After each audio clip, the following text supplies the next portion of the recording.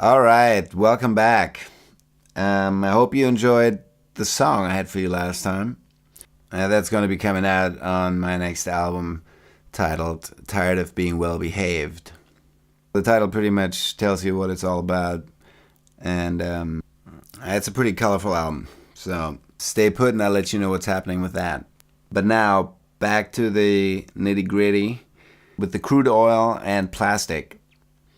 And plastic. Okay, everybody knows plastic. What's the big deal? So I want to show some connections that may or may not be apparent to some of you, and that may have revealing qualities. Okay, so when you start thinking about where we come upon plastic in our daily lives, you start to realize that it's everywhere. It sort of has an omnipresence. I mean, at any time, pretty much any place you go, you will find it. Go ahead and try to count all the objects around you right now that are made of plastic or on you. All right, but enough fun and games. And the plastic is made from crude oil is probably no big secret. If it is a secret, it's no secret anymore. Plastic is made from crude oil. But do you know how much crude oil we consume on a daily basis? All right, there I have a number for you. But first, you must buckle up and hold on to yourself. Are you ready? Okay, here we go. The number is 90 million barrels of crude oil. 90 million barrels of crude oil are being consumed by us, the people, every day. That's just crazy, you know. And that for a number of decades at this point already, since the oil industry started, I think in 1880. It's just been increasing up to this number. 90 million barrels every day. So you might ask, what's a barrel? You know, one barrel is 159 liters. And there are about 3.75 liters in a gallon. So do the math. Wow. Man, you sure do need a lot of willing customers to get that much product out every day. And they're making pretty good money doing that. I have here a number from 2011. One of the ExxonMobil top guys, I forget the name right now, he made $95,000 a day.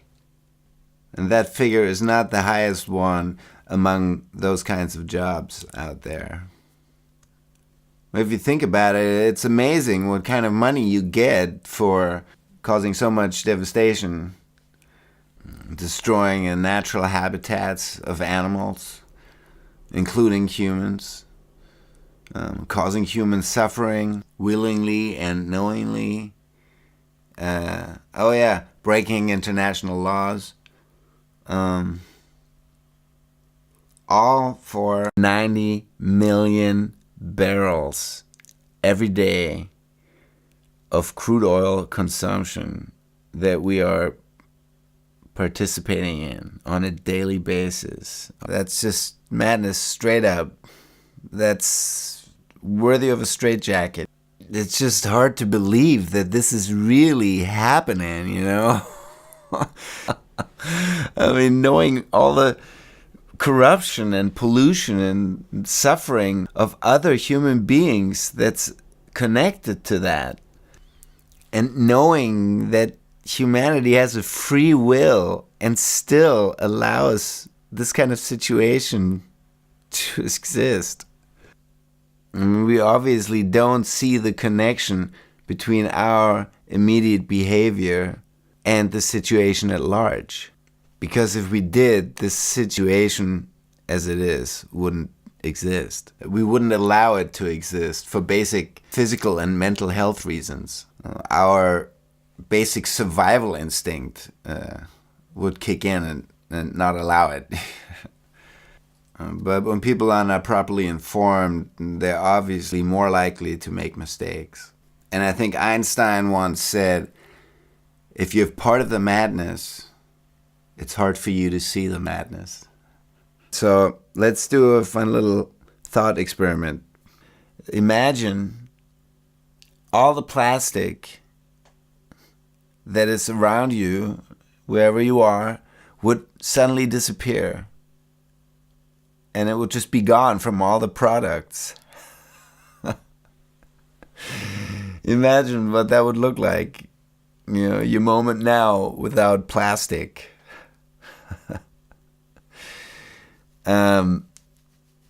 It kind of gives you an idea of how dependent we really are on that stuff already.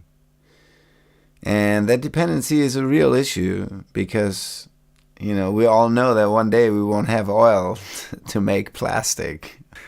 Or try to do your shopping in the supermarket or anywhere really without purchasing any plastic in the process. It won't be possible. You won't be able to escape the plastic. You hear what I'm saying? Man, we're hooked on that shit. We're hooked on plastic and we don't even know it. And that shit's gonna run out. We know that.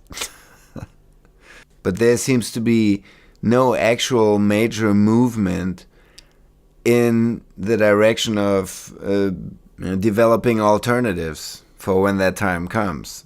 At least that's not the impression I get when I turn on the TV or open a newspaper. Yeah, it's politics, but it's not politics for the benefit of the common good. So anyway, this whole plastic consumption thing, you know, it's like a forced dependency, which I think might violate some human rights, some basic human rights. You know, it's like a love-hate relationship that a junkie has or might have with his dealer. You know, he loves the pusher because he's got the stuff, you know. He's got the dope, but he hates him because the pusher's got him by the balls, you know. And if he's not careful, that shit's gonna kill him. So we're dependent on something that's bad for us as a human family, and we keep feeding this cycle of production and consumption through continuously purchasing products made of plastic, whether we like it or not. So therefore the dependency. You can't really get away from it at this point altogether. And who really benefits from all of this? And I guess the question is, do you want to support that? Or do you want to do whatever you can not to support that? And here I have another inspiring story for my explorations. In regards to lighters. Man, lighters. How many lighters have we had and consumed? There must be hundreds. Depending on how old you are and whether you smoke or not. But they're made of plastic and you can't really recycle them. That's like one of those many plastic products that just get burned. And yeah, some of you might say, oh, but I lose lighters all the time. But if you get a really nice one, you might pay more attention to it and actually keep it longer. And you can say, hey, I'm environmentally safe. You know, my lighter is sustainable. And that's pretty cool. And once you start thinking in this way, you know, there's so many things you can do and you start feeling really good about yourself. It's amazing. So many small success stories, you know. It's fantastic. And I feel great, man. I can only recommend it. And I feel lighter knowing that I'm more aware and contributing less, you know, to this, you know, disease or addiction or whatever you want to call it, you know. But it's really, once you see everything that's attached to all these, to this plastic, to this crude oil and all the products made from it, you know, It always creates a good feeling when you're doing something good for yourself. And that's what's really happening, when we're more aware and when we're doing, all the little things that we can. We're doing it really for ourselves, and that's a fact. And we're doing it for our fellow human beings as well. And that's always a good feeling, It feels good for mind, body, and soul. So I can only recommend it if you're into feeling good anyway. But let me get to another connection here between oil and plastic and wars that are being fought for oil. And there I have a number to start with for spendings on the Afghanistan war in 2001. And that number is 61 billion, So since things always get more expensive, I'm sure the numbers have risen since then. And there's also a death toll number that I found for Iraq, for the Iraq wars, which is about 1 million people, and that includes, families and children too, and innocent people, not just soldiers, many of which suffer from post-traumatic stress disorder when they return, which very often results in suicide. So there's nothing good that comes from this. And these facts don't exactly paint an image of something that I find appealing. This is not something I really want to support. And on top of that, all these wars are financed with tax money, the money of the people.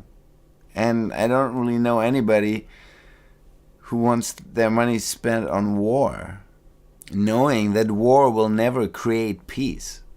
Think of all the other things that this money could be spent on that would have a much more positive effect for everybody on this planet. I mean, imagine all that beauty. Just imagine. People tend to be generally happy and peaceful and more easygoing when they're having a good life, And if you consider the scientific research in neurology, psychology, physics, and biology, we'd see that we'd achieve much more positive results if we took all that money spent on war and put it in the places where it's lacking right now. I mean, just imagine that. Imagine all that beauty that could grow. And, healthy food for everybody, I mean, what's up with that anyway? The normal food and then the healthy food? Shouldn't it all be healthy? I mean, who thinks up things like that? While in other places, people don't have anything to eat. Something's obviously not right, in our current application of logic in regards to ethics and what we accept as a social norm. And with this mindset, we're currently programming artificial intelligence, robots that can think much faster than we can, and their learning capabilities and capacity is so much greater than ours. What do we expect to come out of that when we look at what we've done with our intelligence? My personal logic tells me that once we have a mindset that creates a sustainable environment for all of humanity that exists in a state of peace, of harmony, or let's say non-war, that would be a start. Now, when we've managed to establish this kind of state of mind, now then I would say it's safe to start programming artificial intelligence. And I guess with that, we all have to do our little part, It really starts with a different way of looking at things, thinking more along the lines of cooperation instead of polarization. working in harmony with the elements. Yoda told me. Well, anyway, it's easy to see how much bad mojo there's associated with this whole crude oil and plastic producing machine, that I choose to support it as little as possible. I guess my main message here is I can't expect peace when I continuously feed a war machine. So take that, and may it serve you well. And for the curious minds, there are more links under more to explore in the description field below. So thanks all for listening, and take care. And remember, don't take any wooden nickels.